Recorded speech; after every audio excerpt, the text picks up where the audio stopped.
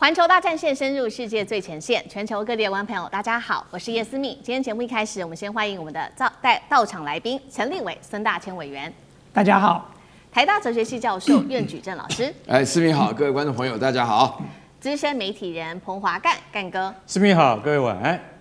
好，谢谢观众朋友昨天特别留言给我们，有非常多的留言涌入哦。那么今天持续提醒大家，要记得帮我们的节目在看之前先按赞，并且呢在留言区按下热推荐。没有看到热推荐的话，请帮我们在留言区特别留言热推。那么也帮我们写说你在哪一个城市收看的。一样的，如果有特别希望跟我互动的，可以留言写下思敏我在哪一个城市。那昨天收到了非常多的网友在上面留言，等一下录完影之后，我也会特别针对这些留言来做回复，希望大家能够增强彼此之间的互动。今天节目一开始，我们要持续来关心在这一场美伊的战事，尤其今天要特别来看到的是最新消息，美军的 KC-135空中加油机发出了7700紧急讯号之后，突然间消失了。这起事件我们等一下会做一个比较深入的了解。那么现在根据了解，伊朗的无人机越来越难被打掉了，原因是什么呢？现在说这些低成本的电子战跟来自于伊朗的蜂群战术可以改写整个战场的规则。美国跟以色列的部分则是持续的砸大钱，在增强自己的空优。这一场战斗可以说是高成本对上低成本，谁会先撑不住？今天就这些议题，我们会一起来做关心。我们先来看到是最新消息，本来说美军的空优是有一个神话的，但是这个神话是不是正在被所谓的电子战给破口了呢？外媒的最新爆料说，一架美军的 KC-135空中加油机，它在飞越波斯湾的上空的时候，突然间发出了全面的紧急的讯号，7700的讯号，代表说现在进入到紧急的模式。随后呢，我们可以看到它就直接在雷达上面消失了。大家说这不是一场单纯的飞安事故而已，是不是战场的规则正在被改写呢？我们稍微了解一下这起事件整体发生的一个起因哦。当时呢是一架 KC-135，它在飞往卡达的路上的时候，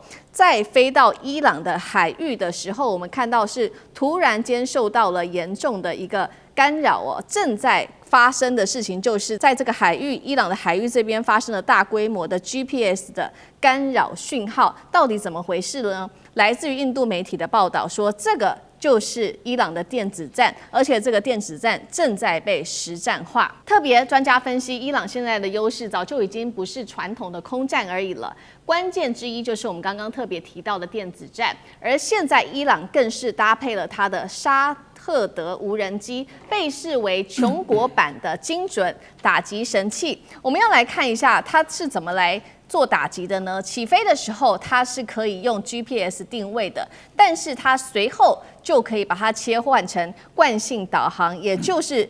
即使在被干扰之下，它也可以继续飞。再来就是它一出动的时候会用这种群蜂的战术，数百架的这个无人机可以直接压垮防空系统，对于海湾国家的这一些美军的基地、石油设施可以造成严重的破坏。再来，伊朗很多的无人机，他们更是配备了抗干扰的天线系统哦。这些天线系统的话，也可以保持不被这一些电子战所干扰。再来，最后更让西方现在警惕的就是伊朗是否有导入来自于中国大陆的北斗呢？这个北斗根据了解，只要使用上可以让这个抗干扰的难度倍增，拦截成本当然也会因此而暴增。而另外一边，我们看到美国跟以色列还是在打这种传统的空战，也就是持续投注更多的资金在这一些高价的武器上面。特别来看到美国现在烧钱对抗低成本伊朗的武器，是在花钱买卫士2反无人机的系统，协助美军特战部队强化反无人机的防御。至于以色列的部分，现在最新消息传出，豪砸了换算新台币3.7兆，要来持续投入在 F-35战机，说倍增数量要达到100架。还有 F-15的战机倍增数量要达到50架，所以今天节目一开始特别来看到 KC-135，我们来请教委员，发出了求救讯号，是单一的飞安事件，还是被视为我们刚刚谈了很久的电子战可能搞垮美军吗？再来是连空中加油机如果都不安全了，接下来美军的空优是否还存在？特别关心到伊朗的战力，这一款沙赫德无人机已被证实，不用靠 GPS 也可以去瞄准它的目标，代表传统的电子战难道已经无效了吗？那么美军花大钱，刚刚特别讲的投入在卫士2反无人机系统，高成本，现在是不是只能变成一个被动的防守？委员怎么看？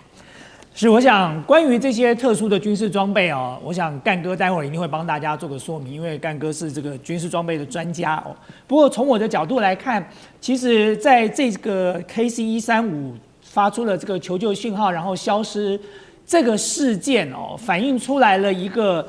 很重要的讯息哦。那么当然，美国跟伊朗到目前为止都没有任何官方的说法哦，到底是什么原因造成了这样的一个状况？但是最重要的一点是，过去美国在夺取制空权的时候，它最引以为傲的就是它的电子战哦。它号称是全球电子战无敌的国家，它可以用电子战去瘫痪掉任何一个国家的预警机、雷达系统，甚至让这些战机飞了上空之后变成全盲的状态。这是美国过去长期以来这个引以为傲的一个在取得制空权的一个非常重要的这个攻击方式。但是没有想到这一次换到他自己的 KC-135变成了一个全盲的状态了，我觉得这才是一个对美国来说是一个最大的警讯哦。那么当然，如果你回溯到过去，你会发现说，伊朗长期就在波斯湾部署了非常大量的叫做陆基电子干扰阵列哦，这种阵列不是要击落这个任何这个空中飞行的飞机，而是要这个有技巧的让这些飞机在飞行的过程当中忽然变成全盲了哦。比如说用电子干扰它的导航跟通讯系统，让它看不见哦。然后或者是说这个用电子攻击这个强行屏蔽它的这个发送机，让它的讯号发送不出去。这些东西都是电子战最重要的核心。那么过去是美国用在人家身上哦，那么现在如果反而这个同样的招数用到了美国身上，让美国居然这个措手不及哦，然后无法应对了。那么当然，对于美国接下来不仅是在伊朗哦，它在全球作战的关于电子战的优势恐怕都会逆转。那么当然，我们刚才也看到了哦，就在讲说这个不对称作战嘛。那么法赫德这个无人机最重要的一点是它的价格很低廉，它大概是2万到5万美元哦。那么任何一个防空飞弹哦，就比较低阶一点的到高阶一点的，大概都是50万到300-400万美元哦。所以呢，法赫德的这个系统，过去美国去干扰无人机的方式，就是类似我先前讲的，用这个电子战的方式去干扰他们。但是法赫德的优点就是说呢，因为刚才这个思敏跟大家说了嘛，它不是只靠 GPS 的讯号啊，它有惯性导航啊。惯性导航之外，它现在还有引进更新的技术哦，这种就是 AI 的这个识别哦，叫做影像对比啊，我们叫做 DSMAC， 就是它可以边飞边看这个地形，确认它飞行的路径是正确的。那么如果一旦有了这样的一个这个系统植入的话，那么当然所谓的 GPS 就不重要了，因为它等于是自己还可以看地图啊，想办法可以飞到它要飞的地方。那你说美国要用所谓电子战干扰就不是这么容易，那你更不要讲说如果有北斗卫星帮助哦，就北斗卫星帮助，北斗卫星跟 GPS 两个人的频谱是不一样的，所以如果再加入了北斗卫星的话，变成以后你要打击像法赫德这样的无人机，你需要更宽的频谱哦，来进行全面的干扰，才有可能达到目的。所以其实这一战哦，在伊朗的战场上，我觉得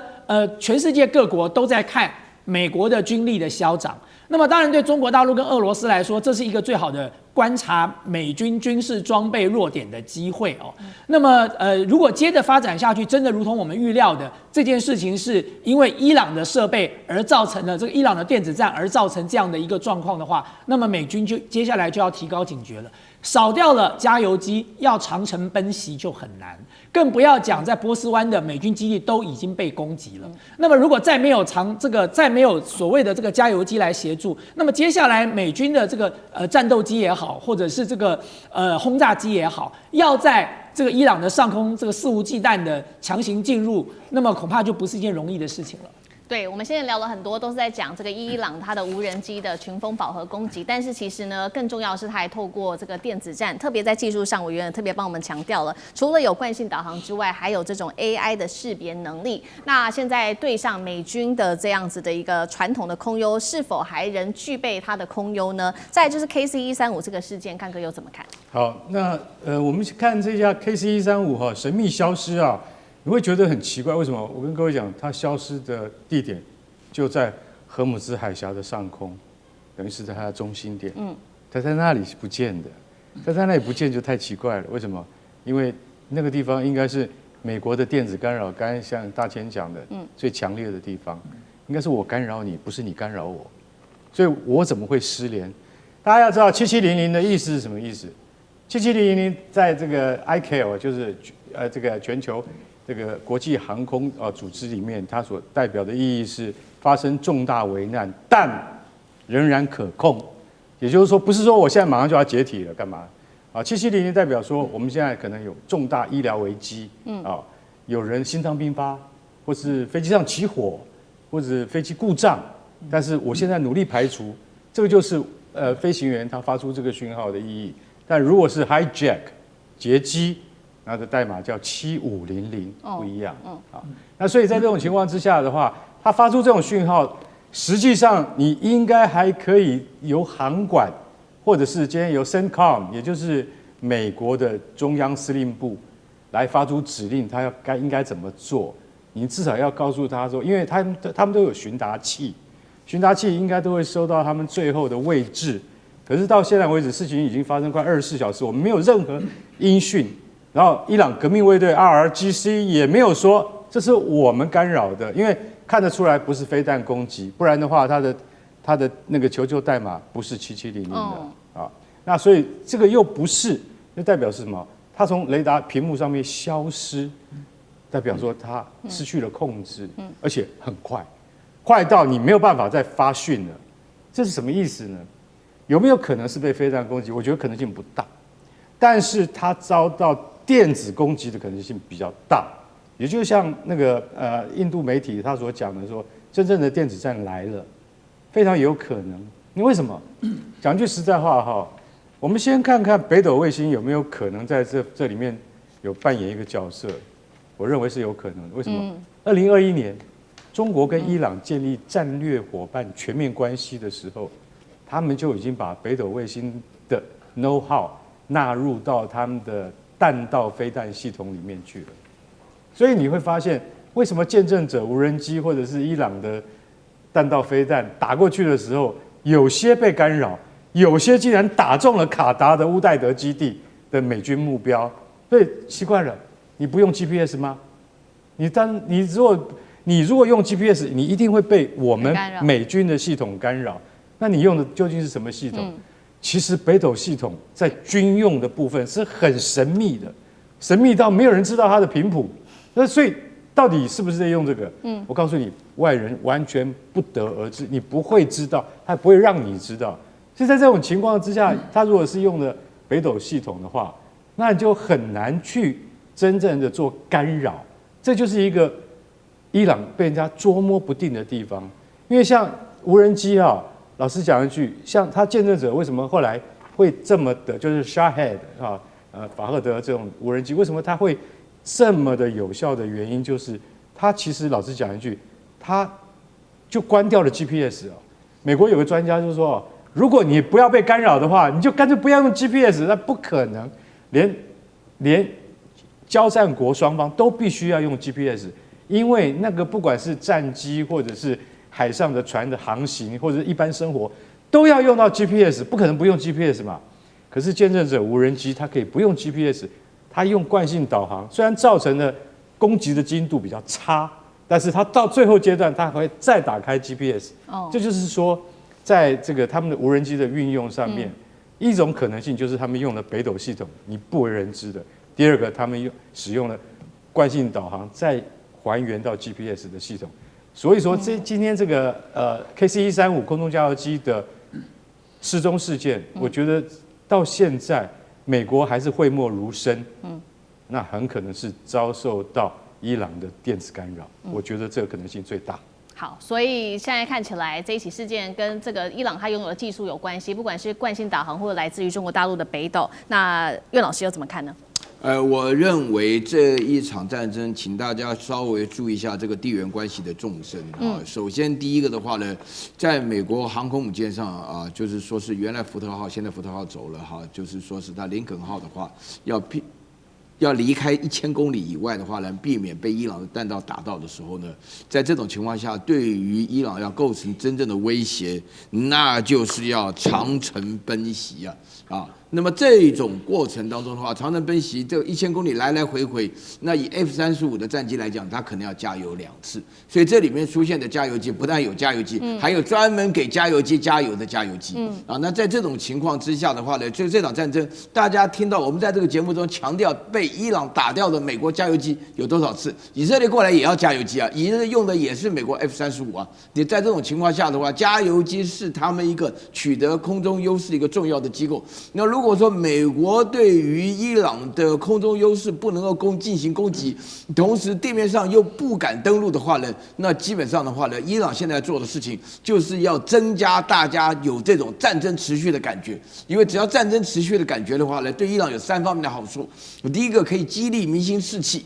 第二个的话可以让川普感觉到非常困难在美国国内，然后第三个战争持续进行的话呢，让美军现在是进退两难。这种情况，目前为止是不战不和啊，然后不打不谈的这种情况下，那伊朗打开这个僵局的话，它需要透过这种来克制美国的武器。我觉得北斗导航的卫星一定有发挥一定的功能。在这种情况下，大家听我刚刚一分析，尤其是干哥讲到说它是极机密的情况下，但是这个战争持续下去，对谁好对谁不好，这对于国际的情势的发展，尤其是5月中川普想到中国去的时候，大家一想就懂了。在这里头当中，你不能直接帮忙，但是你间接可能老早就已经开始了。好，谢谢苑老师。那我们休息一下，马上回来。地缘政治、美中之争、战略价值、强权崛起、小国生存。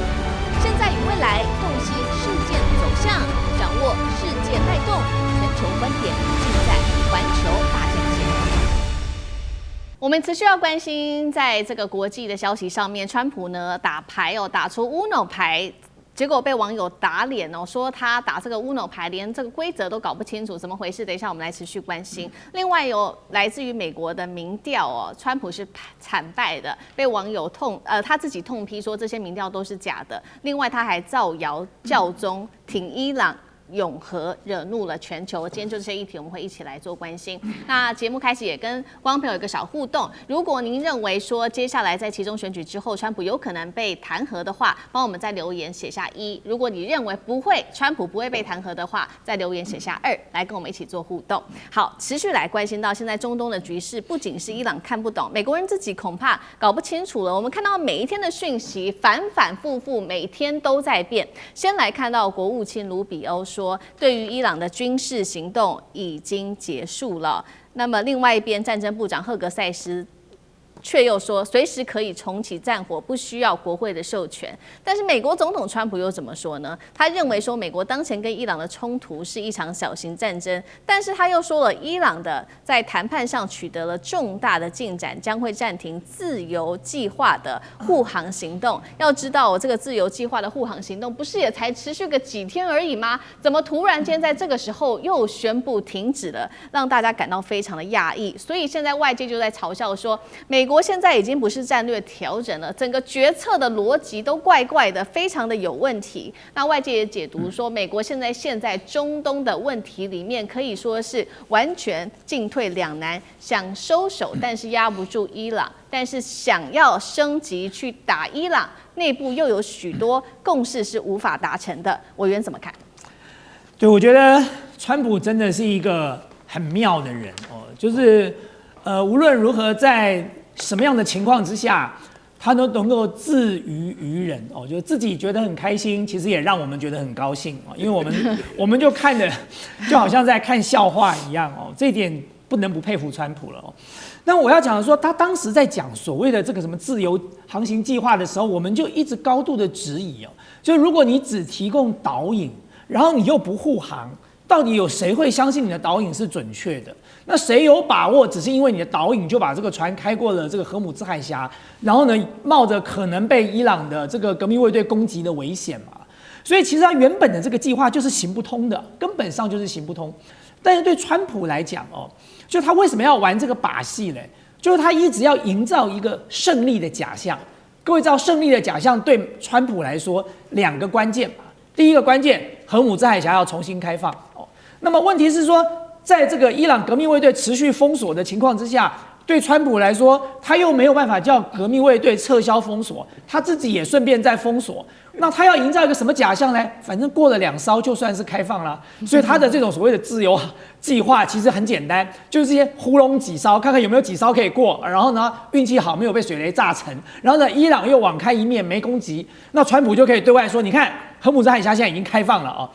第二个比较难处理啊，就是这个浓缩铀的问题哦，就这2个关键问题，那总是要有一个先处理了，那他才能够坐实他所谓的这个我们真的取得了胜利嘛。但是没有想到，才刚开始讲了这个计划没多久，革命卫队一点都不买单，也没领情啊，立马就展开了这个攻击，不管是攻击美国的驱逐舰，或者是攻击其他的商船。所以现在这变成川普为难了。就各位知道，川普现在唯一不能承认的是又开战了。他绝对不能承认这件事，就他要想尽各种办法让这个停战拖得越久越好，因为这中间牵涉到好几个原因。这就为什么 Rubio 一定要说现在已经停战了，因为如果又开战了，那马上又要回到国会当时的争论了，又要不要再经过战争授权法哦？那当然，你赫格塞斯可以踩这个红线呢，走这个边缘地带，说反正呢，我打到快60天我就停战一次，打到快60天我就停战一次，这也许是个办法了哦。但是问题是，这对川普来讲，就狠狠的打了他自己一巴掌了。自己讲停战了，战争结束了，就又重新开启了。所以我觉得他之所以会在这一次的这个自由计划里头退缩，最主要的原因就是他发现，他想要混，可是混不过去，伊朗不买单，也不配合。那如果再继续推这个计划，这马上就要开打了。那开打了之后，他怎么该跟美国人民解释呢？他说胜利了，停战了，然后又开打了哦。所以现在反而变成川普是在一个进退两难的局面哦。就这个局哦，他真的是完全找不到任何的出口了。那么如果连原本想要用混的这种自由计划都没办法成功的话，那么接下来对川普来说，恐怕就是一个很难解的一个困局了。好，我们一方面看到现在美国可以说整体的战略上面已经失序了，那另外一方面其实呢，美伊之间这场冲突还在打的另外一头就是舆论战了。那让川普现在打舆论战打的焦头烂额，总共是来自于3方面。我们来看一下，第一场的失分是来自于川普自己，这一件事情还蛮好笑的。我们来看一下这个画面，川普呢这个手上拿着 Uno 的卡牌，说我手上有许多的牌，有所有的牌，结果被美国网友打脸说，你规则都搞错了，你这个牌越多呢，代表你越输啊，这个 Uno 是这样玩的，牌越少才是赢。就伊朗就反击说，没错，我们确实有比川普更少的牌。那么伊朗呢，还制作了一个文宣哦，把川普做成画面上我们看到这个超级马里欧的梗图，也就是说吞下了伊朗的石油桶之后，就会被炸飞升空哦。网友就说，真的是非常的有创意。好，再来第二个让川普担心的就是国内的民调问题了。现在支持川普的支持率只剩下32%，6%6%的民众反对这一场战争。川普直接说这是假民调，并称自己没有想要打仗。最后一件事情是我们之前提过的外交争议，川普对教宗来开炮，说他支持伊朗永和，结果引爆欧洲反弹。意大利政府也说言论不可接受，无助和平。苑老师怎么看？我觉得这3件事情啊，共同解释了为什么川普现在啊，就是从大家讨厌他变成大家嘲笑他。接下来的话呢，就是会感觉到川普这个人呢，基本上这个神智上都有问题啊。首先第一个的话呢，川普的幕僚，大家都认为美国的幕僚很厉害，美国的幕僚难道没有一个人懂 Uno 牌怎么打吗？Uno 牌很像大陆打的掼蛋啊，谁先出完谁就赢啊。这手上弄了一大堆的话，真是傻子啊。你看这2张照片对比起来，一个伊朗的那个家伙看起来不是什么好东西，像杀手；这个家伙像是幼稚园班长的傻瓜一样，在那边啊拿了一大堆牌子嘛，要跟人家展示他刚学会了玩 Uno。所以川普本身来讲，就是让美国人很丢脸。那第二点的话呢，就是说这个整个这个民意的支持度啊，其实你不用看有多少人支持他打仗啊，你看有多少人反对，66%啊。这个说句良心话，美国在接受民意的调查的时候，基本上美国人是很爱国的，有66%的人反对这个出兵啊。这个最大的原因就是我要讲的第3点，这个川普跟教宗闹来闹去的这个事情啊，从一开始就侮辱了所有的基督教的人。一开始他嫌不过瘾，就把天主教跟基督教都拉在一起，自己假扮耶稣啊，然后后来以色列的士兵又打烂了耶稣像什么的。我自己是在天主教的国家里面留学，我非常懂这种情感啊。就像我们这边也是一样的，有时候我都在讲说，教宗的命运还不如妈祖啊，妈祖还受到这边尊重的不得了啊，大家都拜来拜去。那个教宗被那个川普骂到不得了的最严重的事情就是这一件，就是说川普乱讲说教宗让伊朗发展核子弹，哇，这件事情真的不得了。所有的开脱口秀基本上大家都笑不出来了，因为你这等于是侮辱到教宗的智商跟人格。那你自己的话呢，智商低、人格差就算了，但你现在侮辱的话呢，对于宗教来讲，我们信奉的对象是你被侮辱的对象，那你想想看，这还得了？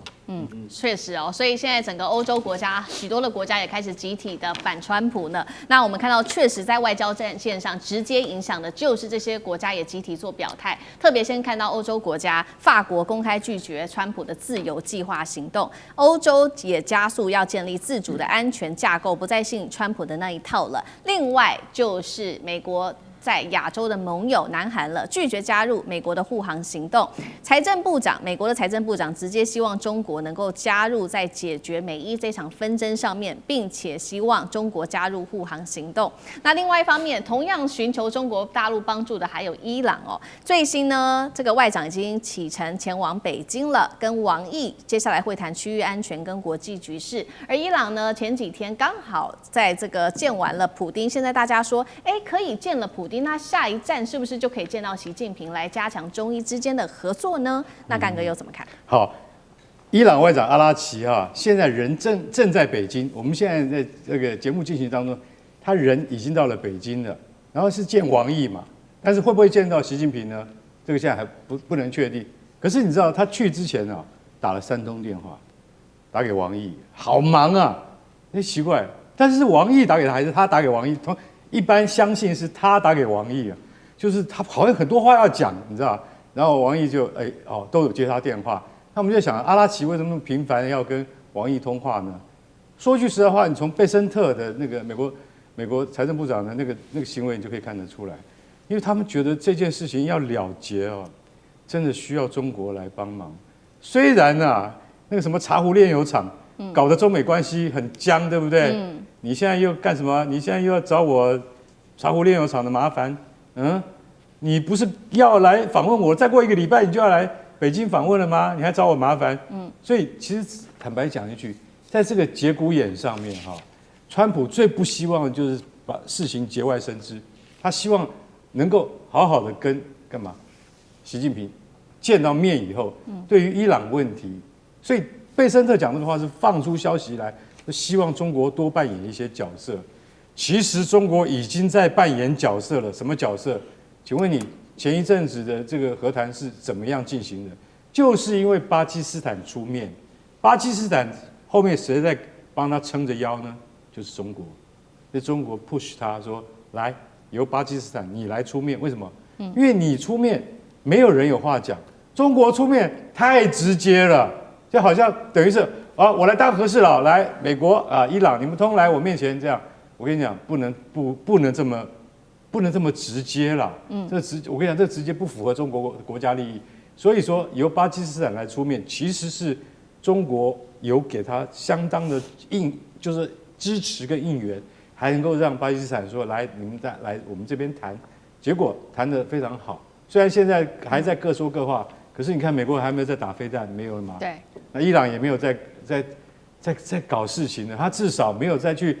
破坏整个区域上面的真正和平，所以我是认为说，中国在这后面会扮演越来越多积极的角色。那阿拉奇他可能最终还是希望说什么，你知道？就是说外电他们有讲说，希望他们在美伊谈判之中要有一个人来当担保人的角色，就保证对，你不能叫俄罗斯来保证，俄罗斯现在没有那个功夫他现在光是对那个泽连斯基他就头皮发麻了，对不对？对。然后每天双方出动上千架无人机，打得不可开交。那所以现在我跟你讲，唯一能够扮演这个角色就是中国，只有中国能够让什么伊朗觉得安心说好。那在接下来你跟这个川普就是说习近平跟川普的和谈之中，我们希望中国有扮演一个积极的角色，来保护我们伊朗应该保有的利益，就战后啦。不要的话说，三言两语讲不好，他又要来打我了，对不对？所以我希望中国能够对我们的安全得到一些保证。我觉得阿拉吉他在忙在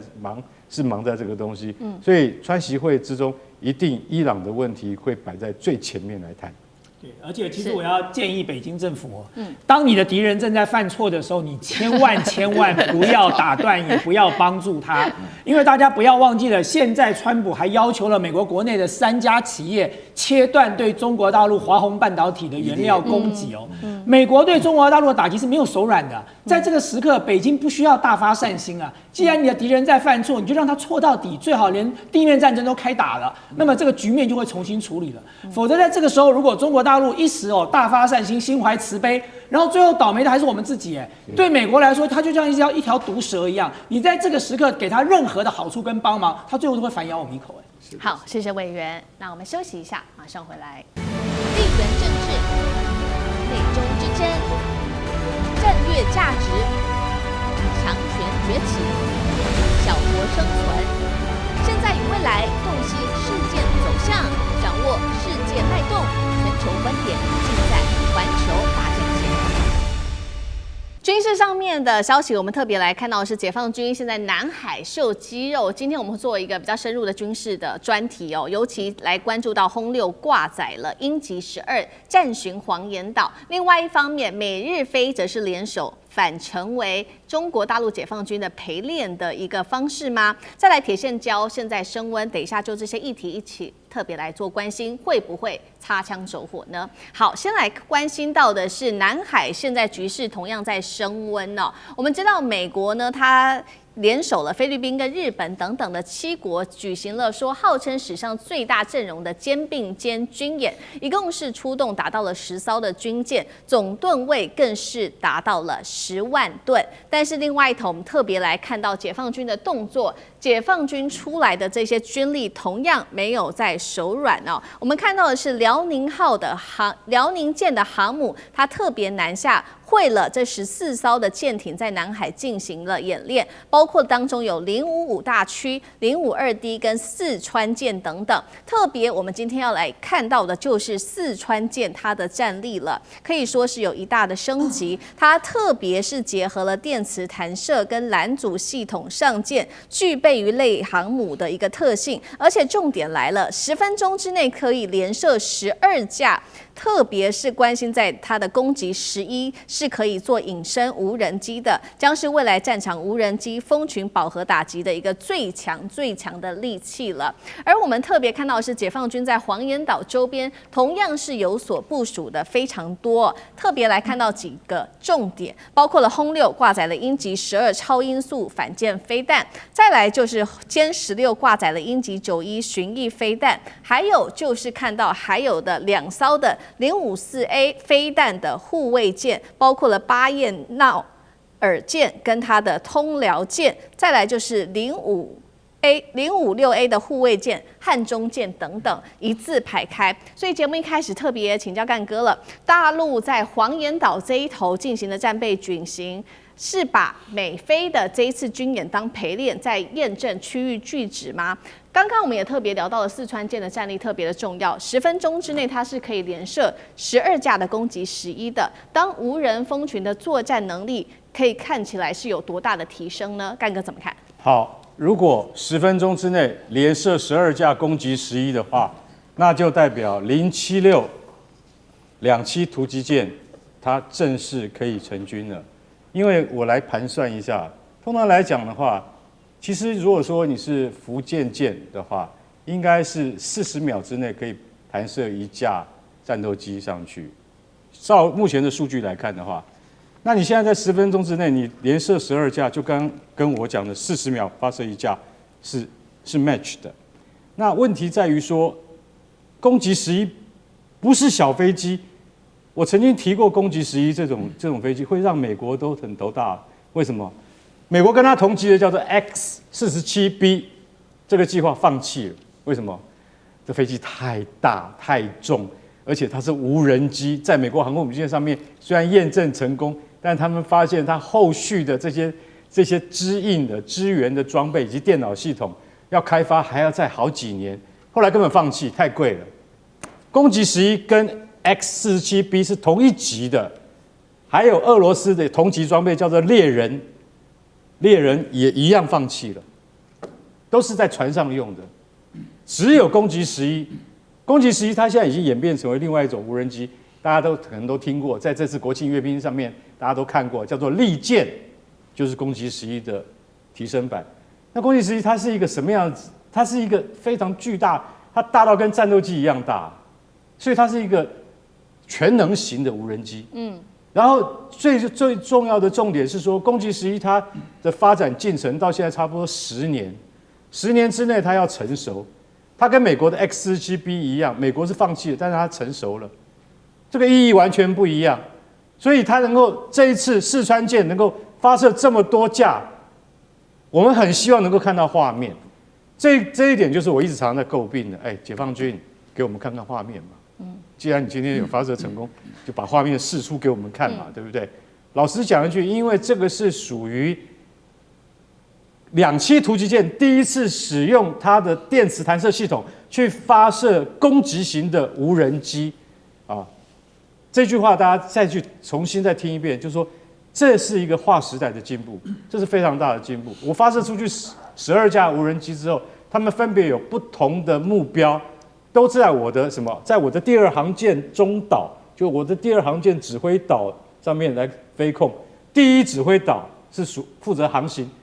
后面的第2个航舰的那个指挥岛是负责攻击的。所以你要知道，这个分工已经这么细了，那代表说攻击11它已经是变成成熟的东西了。然后最重要的最后一个第3个重点是，你用在黄岩岛这一次的演练上面，那意义更大。为什么？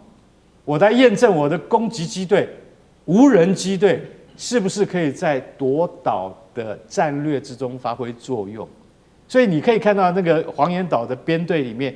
其实054跟056都不是重点，而是这一艘四川号。这艘四川号上面带的攻击11无人机，那才是重点之中的重点。不过我们又看到别的东西了，看到歼16，它竟然带的鹰击91，鹰击91这种巡弋飞弹。坦白讲一句，大陆发展了10多年了，鹰击91是一种非常巨大的飞弹，但是因为它是超音速反舰飞弹，非常有效。那这次他把鹰击91带出来，我觉得那又是另外一层的意义。其实你要看中国每次它在每一种演训上面，它秀出来的东西都是有意义的，它不是随便便拿出来。鹰击12也是一样，它不是随便拿出来，它拿出来一定有它的意义，就是我会用，而且我用的时候，你就会发现说，这些都是仿制俄罗斯的武器，但是我已经提升到比俄罗斯原版的武器性能还要强，性能还要好，这就是最重大的意义。好，所以我们可以看到，一边是解放军，一边是美日菲双方现在都各自的在南海秀出自己的军事的肌肉。那另外一方面，我们看到美日菲是怎么样对中国进行战略威慑的，是在这边开始进行实战，吕宋海峡，而且有几个关键点。第一点，我们看到的是，它是首度在美国本土之外使用提风飞弹发射战斧巡弋飞弹的。第二点，在菲律宾还部署了反舰飞弹系统。再来第3点，日本的方面加速移交了它的退役的阿5威级的护卫舰给菲律宾，把菲律宾当成抗中前线了吗？这些装备足以对抗解放军吗？那委员又怎么看？对啊，其实所谓的这个美日菲这样的一个操作，其实讲白了啦，就是美国自己不想牺牲，因为这个中国大陆的反舰飞弹越来越强大，那么美军到现在为止要具备拦截的能力，恐怕也相对有限嘛。所以这是美国自己太平洋司令部的这些官员这个将领都曾经对外公开讲过的，就如果一旦发生战争，只要过了这个太平洋中线，接下来就可能变成靶子了。那么对美国来讲呢，他通常操作的模式就是这样：当我不想死的时候，我就让别人死。那么所以呢，他自己就退到了第2岛链，相对来说比较安全，躲在第2岛链要被打到或这个被歼灭的可能性比较低。可第1岛链怎么办呢？总要有一些看家的这个小弟啊，做这个第1岛链的牺牲者嘛。所以第1岛链呢，他就立刻挑了3个点，一个是日本，接着拉台湾的台独，然后接着拉菲律宾，就形成了第1岛链的一个防火墙或者是防卫网了。也就是说，如果一旦有冲突，第一岛链的小弟先拿着匕首扁钻往前冲哦，那么要死也是死小弟，不会死大哥。那么这就是为什么我讲一下说为什么美国一直逼着台湾要赶快去买军事装备啊？因为如果我们没有花大钱去买军事装备，我们就没有办法扮演美国这个前线看门小弟的角色。但这也其实是个蛮残酷的现实，就第一次看到说小弟要为大哥死，小弟自己还要花钱买武器的。通常当大哥都是把武器发给小弟的嘛。你有看过小弟自己要花钱买武器的吗？美国玩的就是这招，死你家的人，钱也花你的钱哦。那么所以。日本、菲律宾现在就在玩这个把戏嘛。你所谓的肩并肩的这个演习，其实说穿了，它能够动员的也不过就是10万吨左右吧。光是这一次解放军所动员就已经20万吨了，我们就在这个节目讲过了哦。那当然，你说他这一次的在整个菲律宾的部署有没有特殊的意义？有，他部署了那个 MNESIS 这个系统，其实是美国滨海作战团一个非常重要的不对称作战的装备哦。它是什么东西呢？它其实是岸基的，就在岸上来攻击这个军舰，叫岸基反舰的飞弹系统。可是它这个飞弹系统很妙，它是装在无人驾驶的轻型的战术轮车上，所以它可以部署在任何一个点哦，而且是无人驾驶的哦。所以某种程度来说，它就是一个不对称的作战嘛。哪怕是小岛，哪怕是这个丛林，它随时可以做部署，而且在这个无人操作的情况之下，无人驾驶的情况之下，对于人员的损失、这个伤亡也可以做有效的控制。它目的是为了谁？射程185公里，它的目的当然是剑指中国大陆嘛。那你再看到说，中国大陆这次也不是省油的灯啊，就像刚才干哥讲的，他为什么要出示这个歼击12？因为这个就告诉大家鹰击12，为什么呢？他就是要告诉大家说，鹰击12就是航母杀手。哦，反正你来一个什么，我就摆一个什么给你看。我的鹰击12呢，打航母，打你们这个船舰绰绰有余。接着呢，他又摆了一个鹰击91。刚才干哥讲，它除了是反舰之外，它更重要的是猎杀雷达跟防空系统哦。所以他的意思就是告诉你们说，你的提风也好，你的这个不对称作战的这些相关的装备也好，我只要用我的鹰击91就可以把你的雷达跟防空系统给摧毁掉，你就变成瞎子了，你就完全没有办法运作了。所以我觉得，当然，这个中国大陆跟美菲这个所谓的第一岛链防御网哦，那么最近的这个对抗或者是校正的这种意味已经越来越浓了啦。那么如果日本再不做稍加收敛哦，其实日本跟菲律宾真的不要以为你们不会成为桌上的菜盘里头的菜哦。就对中国大陆来讲，他现在要教训一下美国，或者是要展现一下这个肌肉，你们就自己就送到了嘴巴了。老虎的嘴巴都已经打开了，你还把头伸进去，这不是蠢上加蠢吗？好，一边是美国跟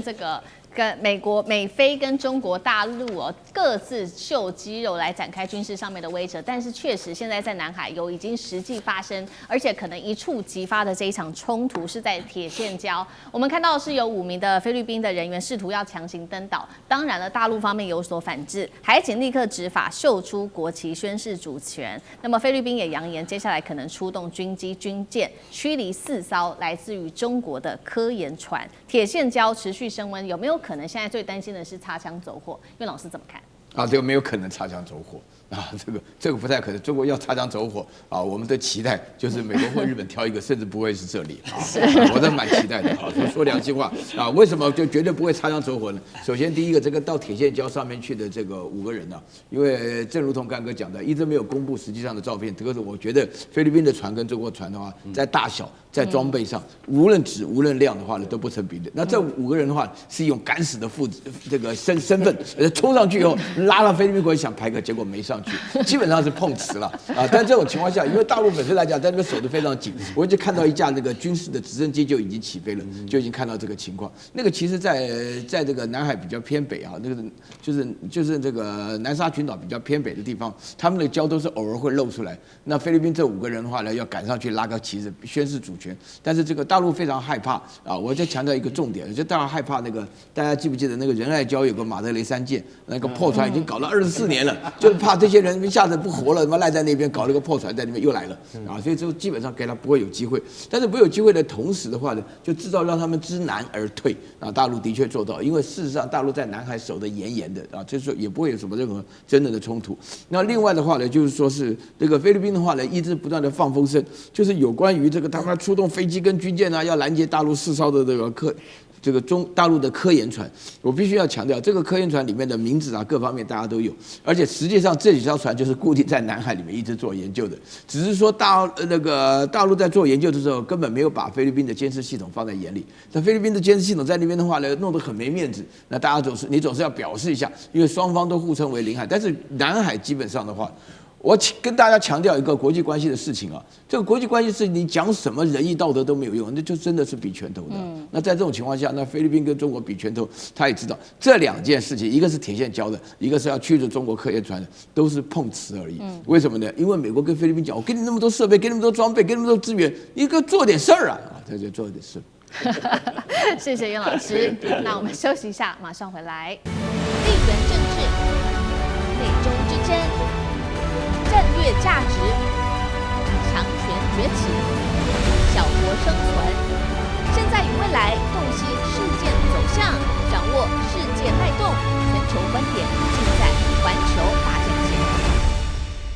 接下来我们特别关注到的是巴铁的神装备到手了，今天会关心到它来自于拿到了大陆的40架的歼35A1、空警510，还有汉果级的这个潜艇武装它的海陆空。那么当然了，现在印度方面可要紧张了，莫迪会不会睡不着觉呢？再来就是伊朗抢着当中国大陆的铁杆兄弟，有办法做到吗？如果大家认为有办法的话，可能强化这个伊铁，所谓的中国大陆跟伊朗之间的关系的伊铁，帮我们留言写1。如果你认为不可能，帮我们留言写下2。好，我们继续的来互动哦。这一次的美伊战争暂时的停火，居中协调的关键人物其实就是巴基斯坦这个国家了。现在大家也在重新检视这个南亚的新兴的军事力量，尤其在印巴空战那一场空战当中，让大家留下了非常深刻的印象，认为它也可以当作是一个军事的强权来看待了，并且我们看到它最近可以说在战力上面出现了跳跃式的提升，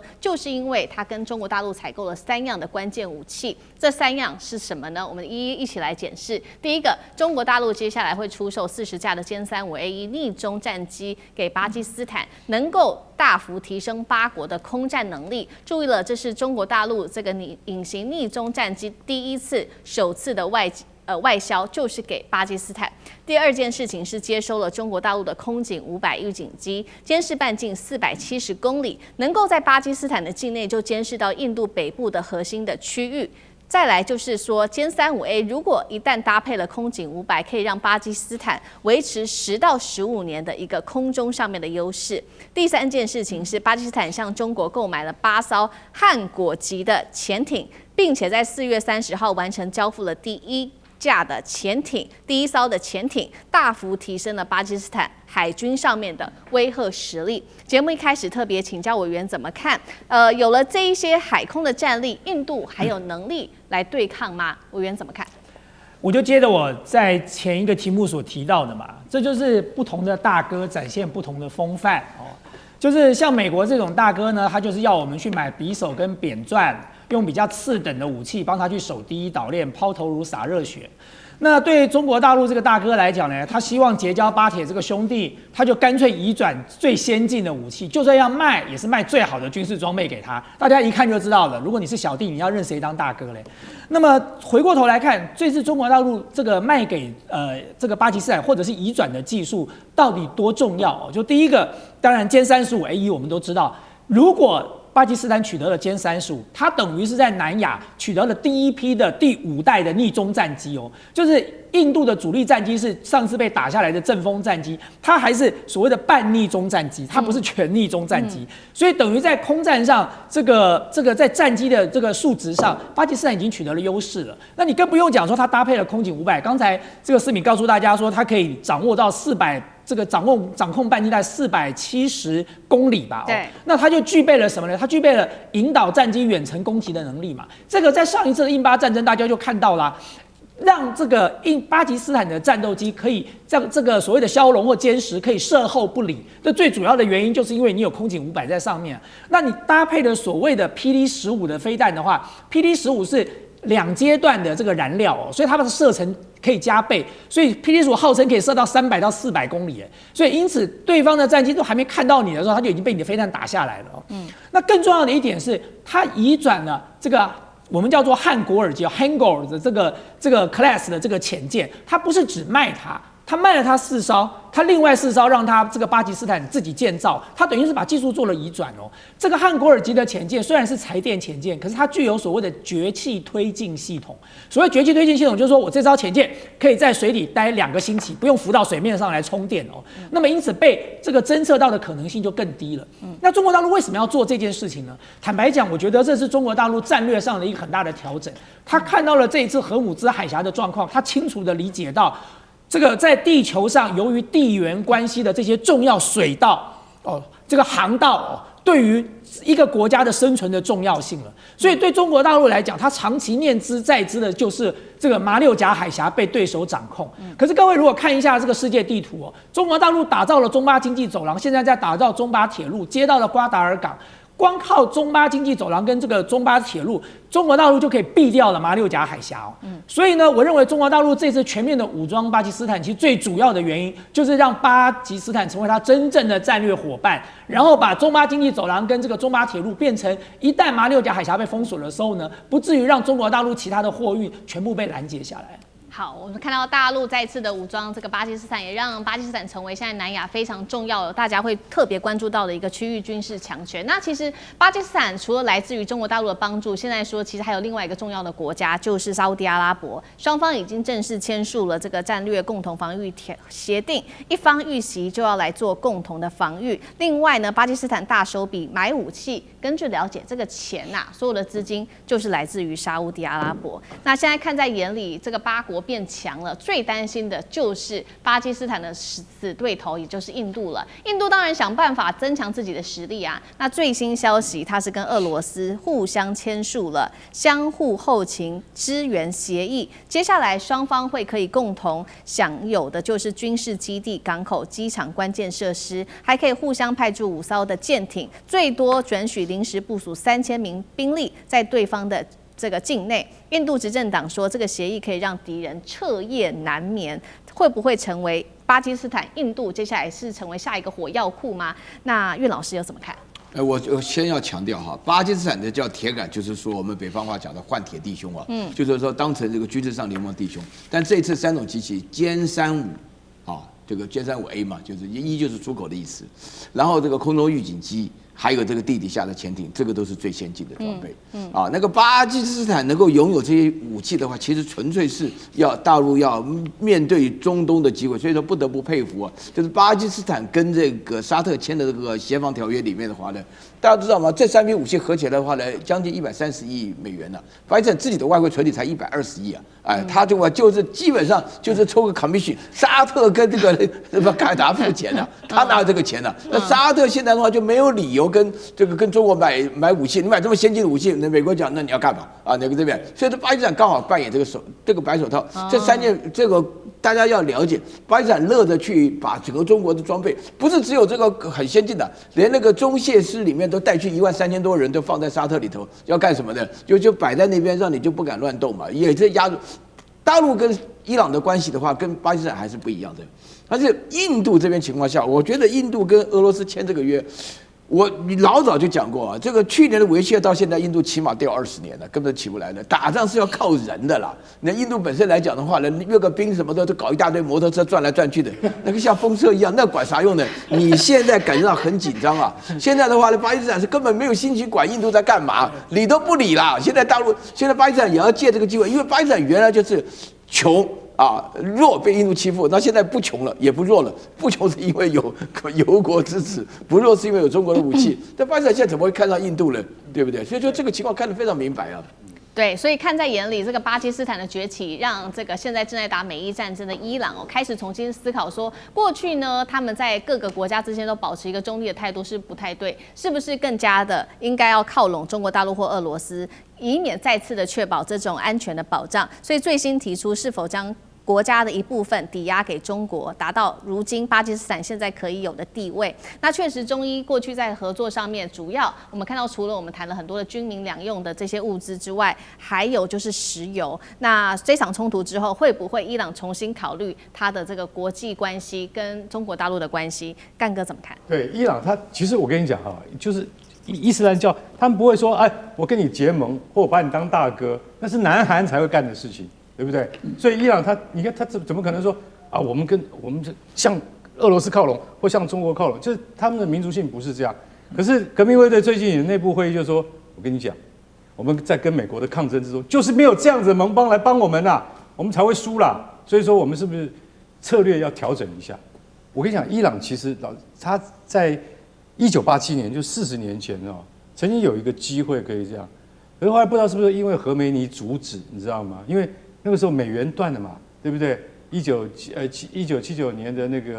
个推翻王室的革命之后，其实老实讲一句，巴勒维国王流亡，然后美式装备就断了，伊朗的军备就一塌糊涂了嘛。所以到1987年的时候，你知道中国第一次给他们什么东西？叫做什么？叫做蚕式飞弹。什么叫蚕式飞弹？就是那个伊朗他们自己的讲法，其实就是鹰击飞弹的前身就对了啊，那是最早的，是仿制俄罗斯的明核飞弹，就世界上第一种反舰飞弹就对了啦。结果这个飞弹你知道多厉害？打到了后来差不多几年之后，打到了波斯湾的那个美国邮轮上面，打一个大洞，哇，鼓掌，真的。